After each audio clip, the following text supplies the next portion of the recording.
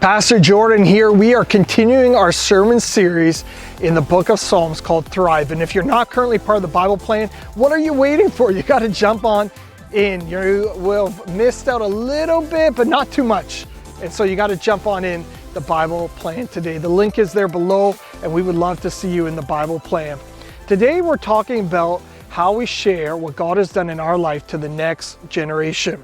Several years ago, I was on a flight back from Liberia, and my flight was so delayed that I had to make a stopover in Ghana. I wasn't planning to do that, but thankfully I had a friend that was there that picked me up from the airport, took me to my hotel, and the next morning said, "I want to bring you to my church."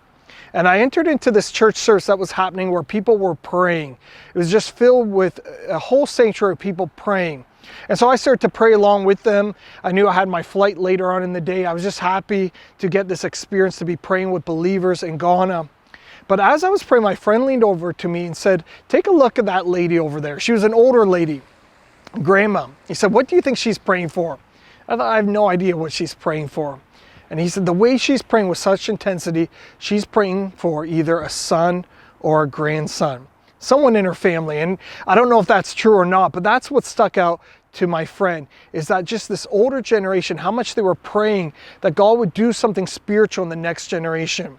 And as we read today in the book of Psalms, that's what the psalmist is talking about, is what God has done in former generations, that it would not stay there, but that it would pass down. So let's take a look here in Psalm 145, verses 4 to 7. It says this: "One generation commends your works to another. They tell of your mighty acts. They speak of your glorious splendor, of your majesty. I will meditate on your wonderful works. They tell of the power of your awesome works, and I will proclaim your great deeds. They celebrate your abundant goodness and joyfully sing of your righteousness." It says they tell, they speak, they celebrate. And who are they? Well, these are just normal individuals that God did something in their life, and they didn't keep it to themselves, but they shared it out. It's all about sharing what God has done in your life. And that's really where Israel really fell apart, is when they failed to keep sharing what God had done in former generations. You see, the miracles that God had done when the Israelites left Egypt, they were never to be repeated again. They were one time, those wonders that happened in Egypt or crossing through the Red Sea, they were one time it happened. But they were to share with the next generation so they could believe for miracles in their own life. They would be different miracles, but they would still be miracles. They would have to trust God and believe God on. This is what it says here in Deuteronomy 4 verse 9. It says this: "Only be careful and watch yourselves closely so that you do not forget the things your eyes have seen, or let them fade from your heart as long as you live. Teach them to your children and to their children after them." It says be careful, don't let them fade. And one of the ways that, stories fade is when we don't share them out, when we don't keep sharing them. One of the pastors that I love, to listen to before, he's gone home to be with the Lord, but his name was Lyle Anderson. He told stories of how he got saved in the trenches in World War II, how someone gave him a Bible and how he started to read it. And people said, "Oh, you're changing." He said, "I'm not changing at all." And they said, "No, you're changing." He said, before every word you used to speak was a swear word. He said, "Now it's every other word." And he said, "I have no idea what you're talking about." But little by little, God was doing a work in his life. He eventually became a pastor.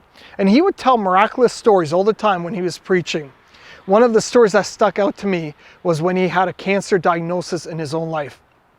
Doctors told him that he didn't have many months to live, and he went home and he started to believe God for a miracle, pacing the floor every day, praying for a miracle, and God healed him.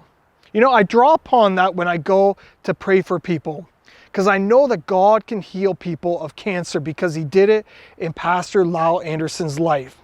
And what God has done in another generation, he can do the same things. It might not look exactly the same, might not be the exact same story, but still is miraculous.